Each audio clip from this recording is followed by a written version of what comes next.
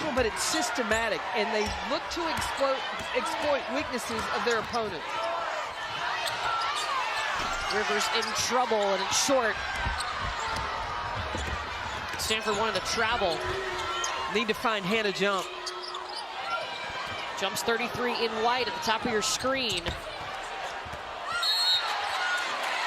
And this is going to stay with Stanford.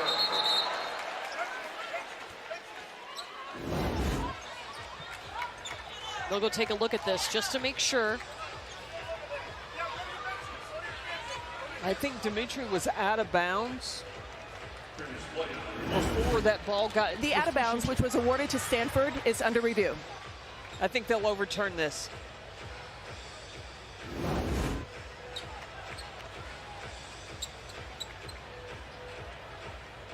Did her foot come down before she released the basketball? She was trying to throw it off of Zoe Brooks. Yeah, Dimitri's foot came down out of bounds before she could save the basketball. They'll look at possession. They'll also double check the time on the clock here. The original call was that it was Stanford basketball.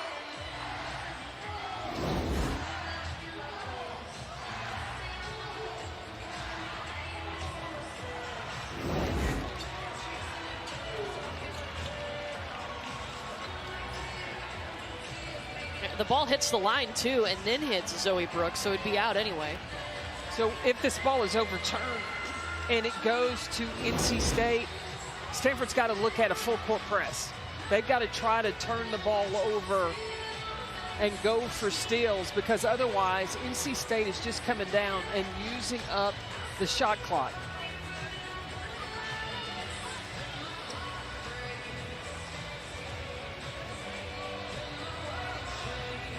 Westmore's got to be talking to his team about a press break and understanding Stanford's got to play in a situation of desperation.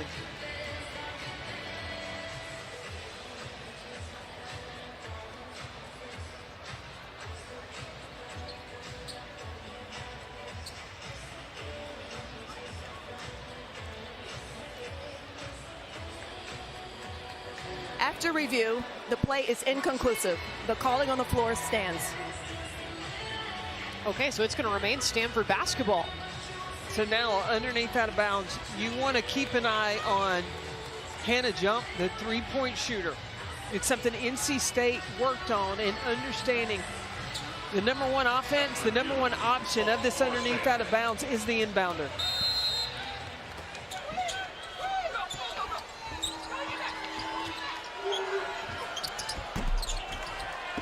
O'Gara misses. 90 seconds away from the Elite Eight for NC State. Like Stanford's going to have to look at traps and even fouling to get the possession, get the ball back.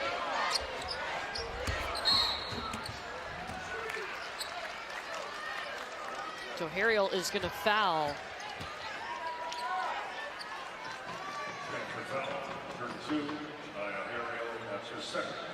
Cameron Brink fouling out of this game with 8 minutes and 10 seconds left. The Pac-12 Player of the Year. She's been the Defensive Player of the Year in the conference 3 times, a 2-time WBCA All-American. We may have seen her final college game. All-American this year, AP, USB, WA, Sporting News, by the Athletic. We've watched her grow all season, throughout her career. When she came in as a freshman, she was a force. At 6'4", the versatility of her game. Blocking shots, shoot the three. And if this is it, next you'll see Cameron Brink play in the WNBA. You think her game's ready? I think she is. I think she's mentally tough enough. Her versatility should be one of those stretch fours that's a coveted position in the league. Projected to be the #2 overall pick in the WNBA draft. NC State playing keep away right now. And Isaiah James is fouled by Jump. 42.2 seconds for Wes Moore and his crew.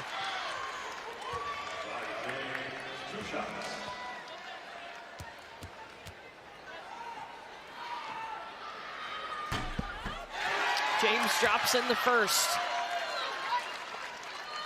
Winner of this one will face either Texas or Gonzaga on Sunday. That game coming up next, about 30 minutes after this one finishes. What a difference in the second half for NC State. Trailed by 10 at halftime. Wolfpack was able to regroup.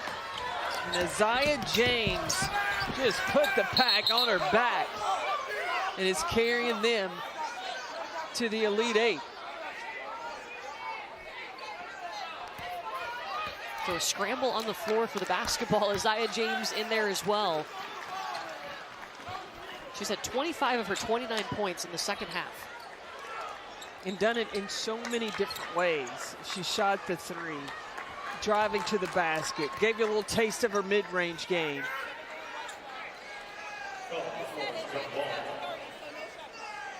The call was a jump ball, possession arrow pointing to Stanford.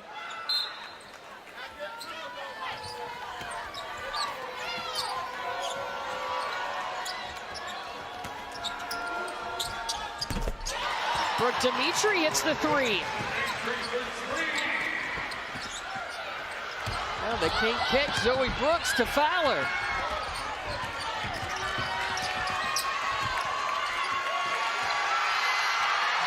Look at the Wolfpack go. Trailed by 10, but never gave up in this ball game. Back to the Elite Eight for a third time in program history. They take down Stanford.